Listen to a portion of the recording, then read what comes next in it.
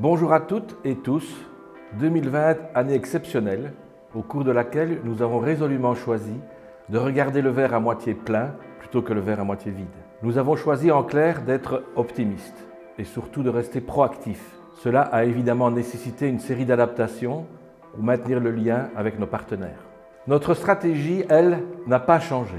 Elle a même été renforcée. Elle consiste toujours à développer des micro-projets localement avant de les étendre plus largement dans notre territoire d'action en impliquant le plus grand nombre possible de partenaires pertinents. On a clairement travaillé autrement, en visio quasi exclusivement. Des projets ont dû temporairement être mis en sourdine, je pense à l'activité physique adaptée, mais dans le même temps, d'autres projets très aboutis ont été développés pendant la Covid. Le verre à moitié plein. On va en parler plus largement, mais citons déjà le trajet post-Covid, entre autres initiatives. On a pu revoir toute notre politique de communication et l'adapter à la situation pandémique, avec un partenaire communication spécialisé.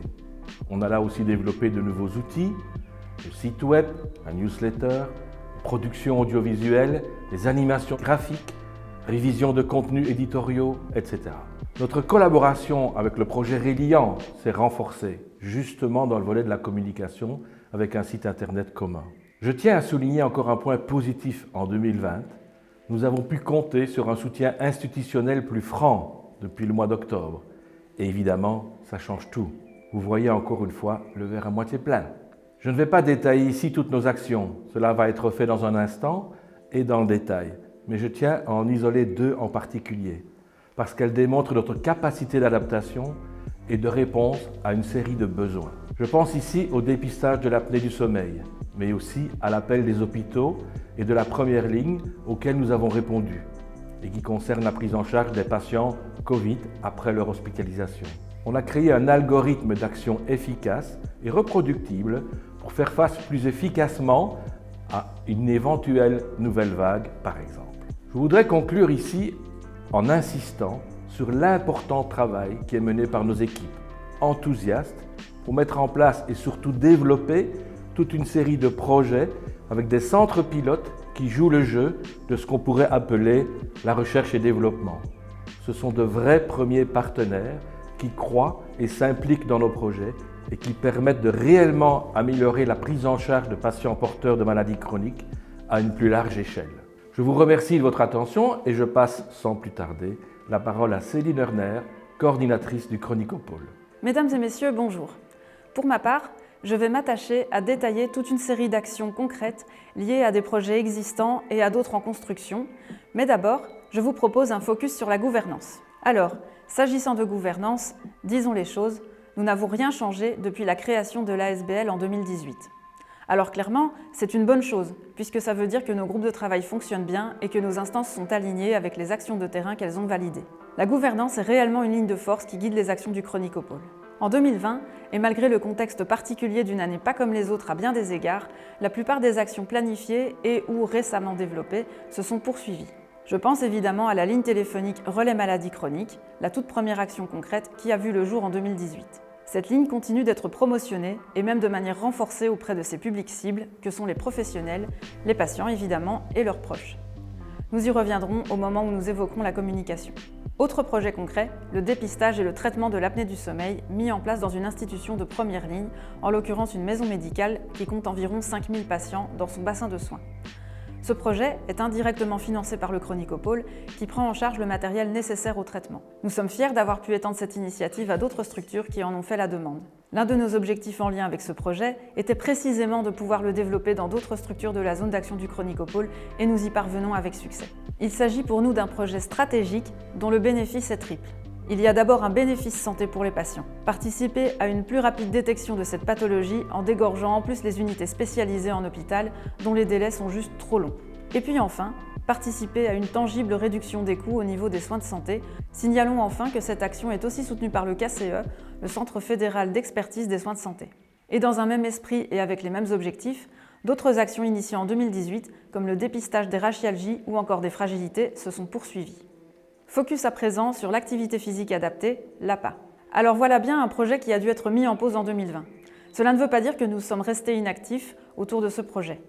Nous en avons profité pour mettre en place un autre groupe de travail qui a réfléchi au développement de nouvelles séances d'activité physique adaptées. Dans ce projet, comme dans tous les autres portés par le Chronicopôle, l'objectif est encore et toujours de toucher le plus grand nombre de patients dans notre zone d'action.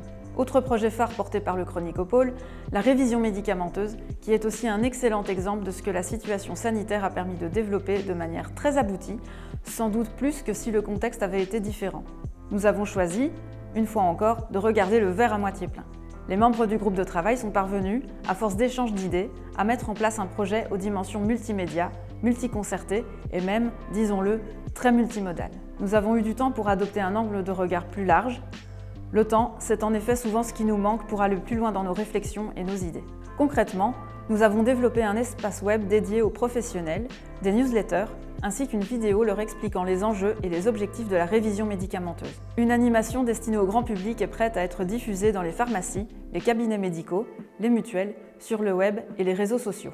Une communication presse-média va venir appuyer le lancement du concept. Notre objectif est de donner la plus grande visibilité possible au projet pour toucher les publics cibles. D'un côté, les professionnels que sont les médecins généralistes et les pharmaciens de référence, et d'un autre côté, les patients concernés par cette approche qui vise une plus grande concertation entre les professionnels agissant au bénéfice de leur santé. Nous allons travailler sur la communication de ce projet en synergie avec des mutuelles qui vont appuyer et relayer notre initiative auprès de leurs affiliés. Je propose à présent, avec Nicolas Moyano, neuropsychologue au CHU-CNRF, un focus sur un développement 100% digital, le projet MyApp Forcep. Donc le projet MyApp Forcep est en fait une application de télésanté à destination de personnes atteintes de sclérose en plaques. Elle se veut être une réponse à leurs besoins formulés et un outil qu'ils pourront utiliser tout au long de leur parcours. Nous sommes fiers d'avoir pu développer ce projet sur base d'une co-création avec des patients qui en sont des partenaires à part entière et qui ont pu être à l'origine de chaque décision prise. L'outil qui en résulte se veut esthétique, ergonomique et simple d'utilisation pour favoriser la meilleure expérience utilisateur possible. Leurs avis nous serviront à améliorer l'outil au fil du temps. En 2020, mais aussi sur 2021, nous travaillons au parachèvement de l'application avec un objectif clair: pouvoir publier une application gratuite sur les principaux stores début 2022. Mais avant cela, nous allons proposer une version bêta à un panel de patients qui pourra la tester, la commenter et proposer des modifications pendant 6 mois. À présent, focus sur le projet Case Management. Un axe de regard à présent envers les patients les plus complexes, dont les situations sont en tout cas parmi les plus compliquées. Nous avons l'intention d'engager un, voire 2 case managers. Alors un case manager est un tiers intervenant qui a pour mission de susciter, faciliter la concertation et la coopération interprofessionnelle et institutionnelle.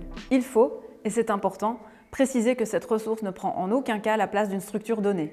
Il vient en appui, ponctuellement, pour soulager les intervenants qui se trouvent déjà autour du patient et qui peuvent bien légitimement vivre un certain épuisement. Cette nouvelle fonction est en train d'être définie encore plus précisément. Parlons à présent du trajet post-Covid. Le trajet post-Covid se présente comme une réponse aux demandes d'hôpitaux, mais aussi de la première ligne de soins, pour pouvoir désengorger les unités de soins intensifs et prendre en charge plus efficacement les patients Covid à leur sortie d'hospitalisation. Clairement, notre rôle, nous, Chronicopôle, est de participer activement et surtout efficacement à l'organisation du retour à domicile selon un algorithme préalablement bien défini. On ne souhaite évidemment pas une nouvelle vague de la nature de celle que nous connaissons ou d'une autre, mais il est clair que nous y serons mieux préparés et mieux armés pour y faire face. Nous arrivons déjà presque au terme de ce rapport 2020. Et à ce stade, j'aimerais attirer votre attention sur le fait que notre volonté, elle est bien de sortir autant que possible de nos murs. Nous avons la chance d'initier des projets pertinents, utiles et clairement éprouvés. Notre intention est bien de les faire rayonner le plus largement possible dans notre territoire d'action. Une grande part de notre énergie va dans ce sens. D'autres vont voir le jour, nous y travaillons. Je pense ici à la carte Contact Ad-Homme, la rééducation pluridisciplinaire pour patients neurologiques et la fonction de liaison hôpital-domicile, entre autres initiatives. Tous nos projets démontrent une réelle expertise de nos équipes dans la prise en charge de certaines pathologies et une volonté sous-tendue de faciliter l'accès à des soins qui jusque-là n'étaient pas ou trop peu remboursés ou qui n'existaient pas. Et ça, nous en sommes très fiers. En bref, ce qui anime aussi nos équipes, c'est le principe d'auto-évaluation. C'est ce qui nous fait avancer. Nous sommes dans la remise en question permanente, l'amélioration continue. Nous avons d'ailleurs, pour ce faire, une ressource dédiée, plus précisément un coordinateur quantitatif qui travaille notamment à la mise en place d'outils qui nous permettent de développer de nouvelles actions toujours plus pertinentes et plus hautement qualitatives. Il veille par ailleurs à la protection des données, entre autres tâches. Nous sommes convaincus que ce qui a été précieux au cours de cette année 2020 aura été d'avoir pu, même de manière virtuelle, échanger davantage ensemble dans un rythme, il faut le reconnaître, moins tendu, moins soutenu, mais assurément plus productif et plus constructif. Soyons de bon compte, c'est souvent ce qui manque à nos pratiques, prendre le temps. On a lancé puis retravaillé le site internet Maladie Chronique et envoyé depuis celui-ci nos premières newsletters. Nous avons refondu une série d'outils, comme des brochures, en les modernisant sur le plan esthétique, mais surtout en retravaillant les contenus éditoriaux. Comme cela a déjà été dit, mais rappelons-le, nous avons travaillé à un ambitieux plan de communication multimédia autour de la révision médicamenteuse. Notre vision de la gestion de la communication a donné de vrais résultats, tangibles, mesurables. Et nous n'avons qu'une envie, c'est évidemment de poursuivre dans cette voie. Je vous remercie de votre attention, prenez soin de vous.